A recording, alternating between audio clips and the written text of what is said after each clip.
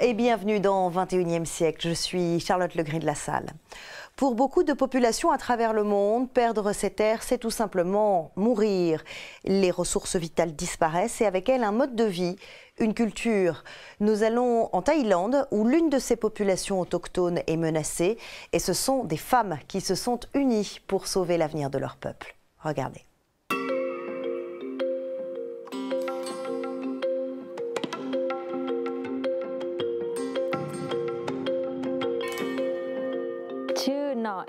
Je m'appelle Noeri Tung Muang Tong. J'ai 39 ans et je suis une Karen. Les Karen, l'un des 20 groupes autochtones qui forment ce que l'on appelle les tribus des collines. Ils vivent là, à l'ouest et au nord de la Thaïlande, dans ces villages reculés, accrochés aux montagnes. Aujourd'hui, Noeri se rend en ville. Elle dirige le réseau national des femmes autochtones et elle a rendez-vous avec d'autres femmes militantes comme elle. L'avenir de leur peuple est en danger. Ce que nous voulons, ce n'est pas de l'argent, mais une terre où nous pouvons vivre, que nous pouvons utiliser.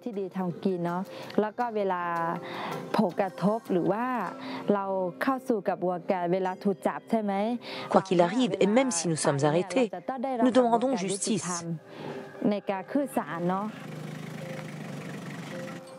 Noeri et les femmes qui l'entourent ont chacune à leur façon brisé beaucoup de barrières au sein de leur communauté pour se battre ensemble.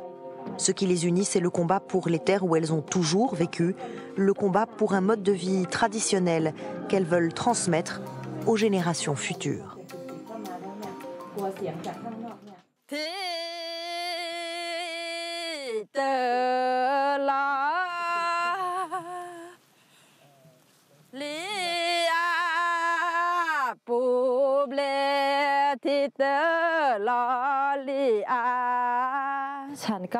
Je vis ici depuis que je suis née. Je n'ai jamais vécu ailleurs.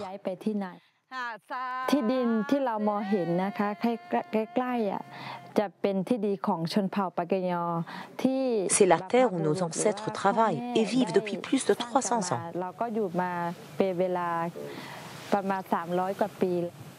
Une population venue il y a très longtemps de Chine et qui compte aujourd'hui environ 1,3 million de personnes. Ces tribus des montagnes sont parmi les plus pauvres de toute la Thaïlande.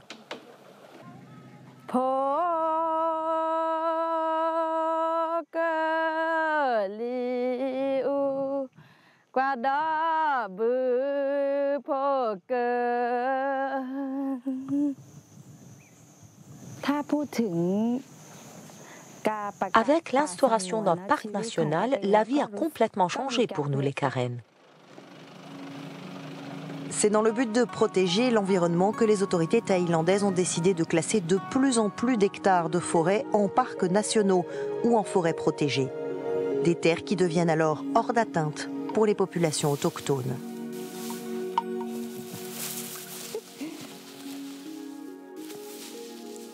Aujourd'hui, par exemple, la mère de Noeri, très âgée, pourrait bien être chassée de ses terres.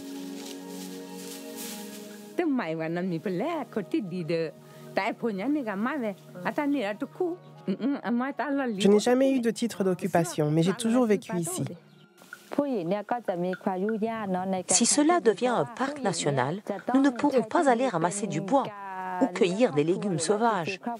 Les femmes utilisent cette terre pour produire de la nourriture pour leur famille. Nous allons nous retrouver dans une situation très difficile. Quoi qu'ils fassent, ils enfreignent la loi. Dechu Chaitop dirige la Fondation du développement du Nord, une ONG qui se bat pour le droit à la terre des communautés des forêts, des populations autochtones pour la plupart. En réalité, le gouvernement a signé de nombreux accords internationaux. Mais beaucoup ne s'appliquent pas au niveau local. Il y a encore un grand écart entre ces accords internationaux et la loi.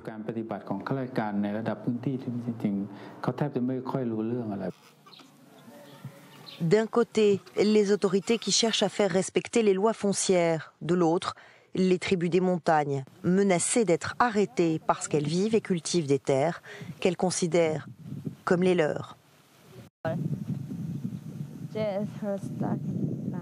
Sermion Somon est le directeur régional du Bureau gouvernemental des affaires forestières. Il reconnaît ce dilemme.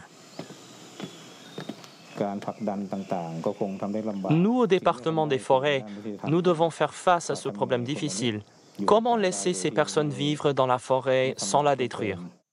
En 2010, le gouvernement a adopté une résolution qui suspend les arrestations dans les communautés autochtones des forêts et instaure des comités pour délimiter les zones purement forestières et les terres arables et résidentielles.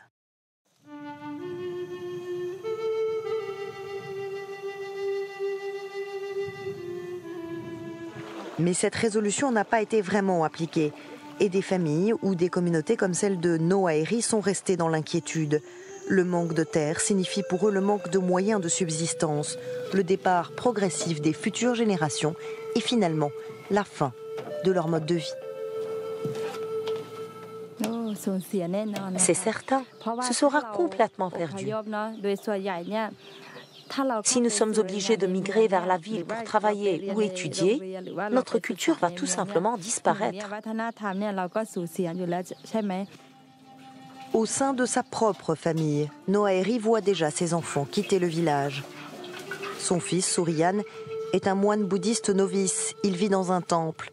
Sa fille, Rutiwa, va bientôt quitter la maison à 18 ans pour étudier à l'université en ville.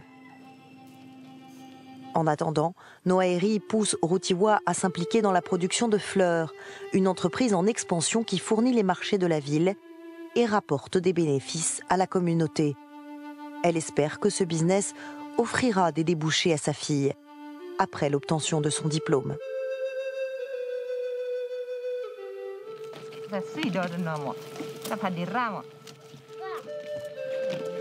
L'exode rural n'est pas le seul risque pour sa population et pour les femmes en particulier, nous explique Noaeri.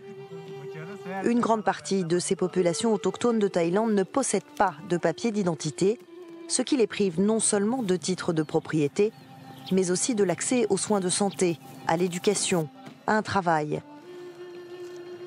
Et pour Noaeri, cette situation rend les femmes particulièrement vulnérables à l'exploitation. Si nous n'avons rien à manger, nous devenons une main-d'œuvre à bas prix. Et nous sommes menacés à plus d'un titre. Les femmes peuvent alors être victimes de la traite. En Thaïlande, les femmes sont facilement vendues.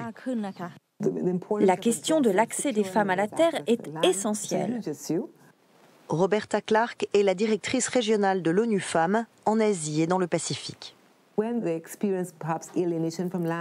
Quand elles subissent l'éloignement ou la suppression de leurs terres pour une raison ou une autre, les femmes autochtones ne sont souvent pas prêtes pour un autre travail car elles n'ont pas les compétences, l'éducation adéquate, la bonne formation pour trouver d'autres emplois de remplacement.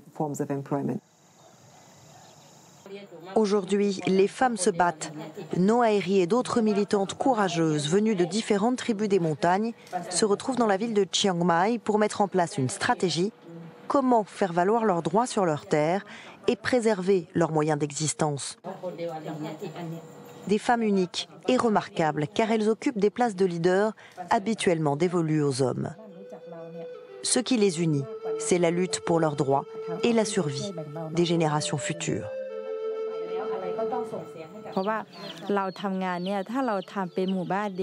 Si nous travaillons chacune de notre côté, ça n'avancera pas. Nous devons travailler ensemble, en réseau. C'est essentiel de collaborer. Il est essentiel aussi, nous dit Noaeri, que ce combat commence à la maison. Nous devons éduquer nos enfants pour qu'ils estiment leur culture et leur village. Elle en est persuadée, c'est par cette prochaine génération que passe le combat pour la justice. Son espoir, que sa fille choisisse de vivre ici, dans ce village, mais aussi que son peuple ait un avenir sur ces terres.